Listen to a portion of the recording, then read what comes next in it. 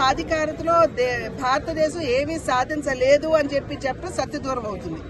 సాధించాము, కానీ సాధించవలసింది ఇంకా చాలా ఉన్నది అనేటువంటి విషయం. ఇవాళ మన స్థానిక సంస్థలు చూసుకున్నట్లయితే 33% రిజర్వేషన్ కల్పించడం మాధ్యమంగా మహిళా నాయకత్వాన్ని మనం తీసుకురాగలిగాం. కానీ అదే మహిళా నాయకత్వం ఇవాళ చట్టసభల్లోకి కూడా రావాలి.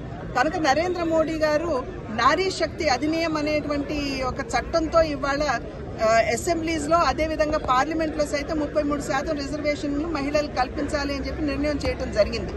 ఇది మాత్రమే కాకుండా అనేక కార్యక్రమాలు కేంద్ర ప్రభుత్వం జన్ధన్ యోజన కావచ్చు, ప్రధాన మంత్రి ఆవాస్ యోజన కింద 4 కోట్ల ఇళ్ల నిర్మాణం గత 5 సంవత్సరాల కాలంలో జరిగితే దానిలో 75% ఇళ్లు మహిళల పేరు మీదే ఉన్నాయి. అదేవిధంగా మాతృత్వ వందన యోజన, సురక్షిత్ యోజన, ఇంద్రధనుష్ యోజన, మరుగుదొడ్ల నిర్మాణం, మరి ఉచిత గ్యాస్ కనెక్షన్లు, డ్రోన్ దీదీలు, లక్పతి దీదీలు, ఇటువంటి అనేక కార్యక్రమాలు కేంద్ర ప్రభుత్వం మహిళా సాధికారతని దృష్టిలో పెట్టుకుని ముందుకు తీసుకురావడం జరుగుతుంది.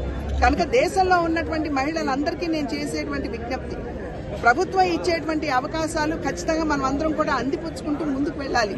అది మాత్రమే కాకుండా మహిళల్లో నిక్షిప్తంగా ఉండేటువంటి సామర్థ్యం ఉన్నది, మల్టీ టాస్కింగ్ పొటెన్షియల్ అని ఏదైతే అంటామో దాన్ని గుర్తించి ఏ మగవాడికి కూడా మహిళ తక్కువ కాదు అనేటువంటి స్ఫురణతోటి మనం ఆత్మస్థైర్యంతో అడుగు ముందుకు వేయాలి అని చెప్పి ప్రతి మహిళకి తెలియజేసుకుంటూ ప్రతి మహిళకి కూడా మహిళా దినోత్సవ శుభాకాంక్షలు తెలియజేస్తున్నాం. 15వ సంవత్సరం మార్చి 7వ తారీఖున జన్ ఔషధి కేంద్రాన్ని ప్రతిష్టాత్మకంగా దేశవ్యాప్తంగా ఆ రోజు నరేంద్ర మోడీ గారి చేతుల మీదుగా ఆవిష్కరించుకోవడం జరిగింది. అప్పట్లో కేవలం దేశంలో 8 జన్ ఔషధి కేంద్రాలు మాత్రమే ఉండేవి.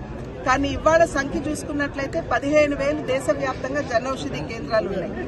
వీటిని రాబోయే 2 సంవత్సరాల కాలంలో వీటిని 25,000కి పెంచాలి సంఖ్య అనేటువంటి సంకల్పంతో నరేంద్ర మోడీ గారు, అదేవిధంగా జాతీయ ఆరోగ్య శాఖ మంత్రి జేపీ నడ్డా గారు, వారి ఇరువురు కూడా చాలా ప్రతిష్టాత్మకంగా ప్రతి సంవత్సరం మార్చి 7వ తారీఖుని జన్ ఔషధి దినంగా వారు ఖచ్చితంగా జరుపుకోవాలి అనేటువంటి లక్ష్యంతో ఈ కార్యక్రమం మేము ఇవాళ ఇక్కడ చేసుకోవడం జరుగుతుంది.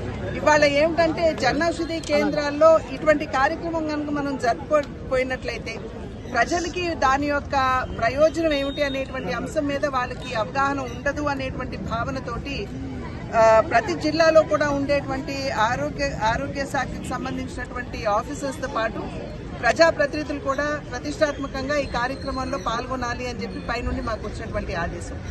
ఇవాళ జన్ ఔషధి కేంద్రాల యొక్క లాభం మీద కనుక మనం దృష్టి సారించినట్లయితే 2034 రకాల మందులు ఇవాళ ఈ జన్ ఔషధి కేంద్రాల్లో అన్ని రకాల ఆరోగ్య సమస్యలు, బీపీ కావచ్చు, అదేవిధంగా మనకి డయాబెటీస్ కావచ్చు, ఇతరత్ర కావచ్చు, అన్ని విధాల యాంటీబయాటిక్స్తో సహా ఇక్కడ దొరుకుతాయి.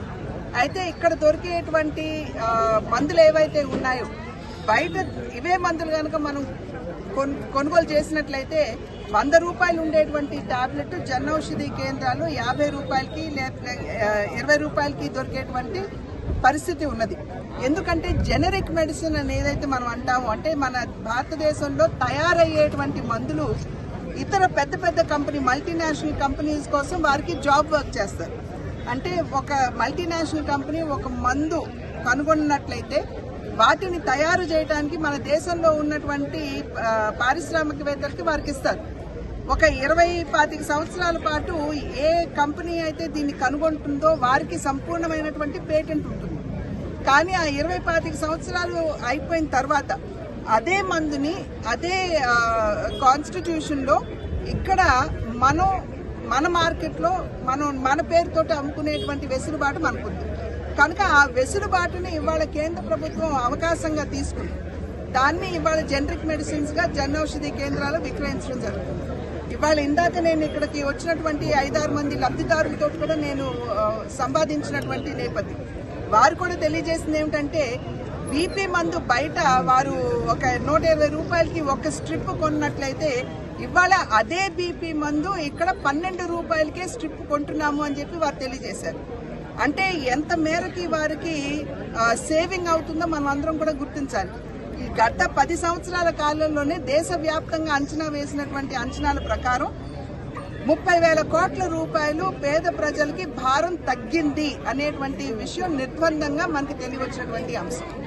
కనుక ఇవాళ అటువంటి ప్రజాసేవ చేస్తున్నటువంటి నరేంద్ర మోడీ గారికి, అదేవిధంగా జేపీ నడ్డా గారికి దేశ ప్రజలందరూ కూడా కృతజ్ఞతలు తెలియజేస్తున్నారు.